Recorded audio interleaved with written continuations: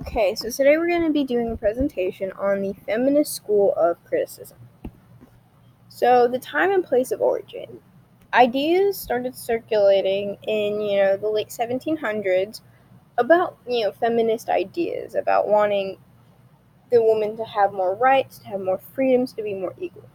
However, movements didn't really start occurring until the 1960s, and that's when we started to make big movements towards becoming, more equal, becoming men and women having the same rights and powers. It really started in the Western civilization in the Americas because that's where people were becoming more and more advanced more and more quickly. So as women started seeing that men were having more powers, they understood that they wanted to have those powers. So what brought this theory around? Ideas and or questions. So women wanted to be equal. That's what brought this theory generally around, is that women saw that they had less powers than men, and they wanted to have those powers. And also the women weren't being recognized for anything that the men were doing. The men would get recognized if they wrote a certain book or if they discovered a science experiment. But if women did this, they weren't recognized. They were just shoved in the background, and a man stepped up and took her place, even if she did all the work. So women wanted to be more recognized and wanted to get the credit that they deserved. Some of the questions is, how is the relationship between men and women portrayed, and how are male and female roles defined? For the first question, how is the relationship between men and women portrayed? Men and women are portrayed, the relationship is portrayed as men are the head of the household and women are below them. The women are supposed to do the daily chores while the men are supposed to go out and do everything in the world and do something and make a name for that family. So their relationship is that the man is above the woman.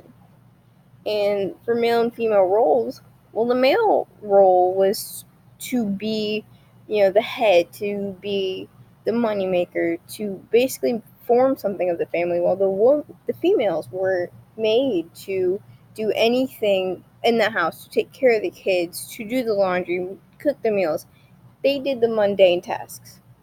For the ideas, some ideas were that women needed more powers and wanted equal rights. So women wanted the same powers that and the same rights that men had. They didn't want to be shoved in the back and not be able to vote or have freedom of speech or to even write for that matter. They wanted these same powers.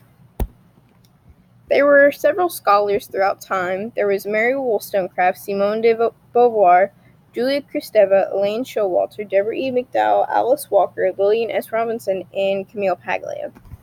As you see, the latest one was in 1990, and that is very close to our time period now. It's only been almost 30 years since then, so we are still trying to make the feminism into a thing and to make it become more well-known and more popular. So it's still an ongoing thing, and it didn't just stop. So a quote from a major author, this is from Wollstonecraft, from her Vindication of the Rights of Women. The quote itself is, "I do not wish them to have power over men, but over themselves." Her goal was not for women to want to be more powerful than men. She wanted them to want to be equal, because that's exactly what men were doing to the females. The men were being above and trying to think that they were better than women. But Wollstonecraft didn't want women to feel that way. She wanted women to just want to be equal and to, get the same goals and then be fine with it. She didn't want them to try and, go above them and get revenge on the men. She just wanted them to do what they did best and to just stay with themselves and not try and become any more than their original goal was. She didn't want it to expand. I mean, she wanted it to grow, but she didn't want the revenge portion and the anger portion to grow any. She just wanted it to not be existent in this criticism. And so that is just a basic overview about the feminist school of criticism.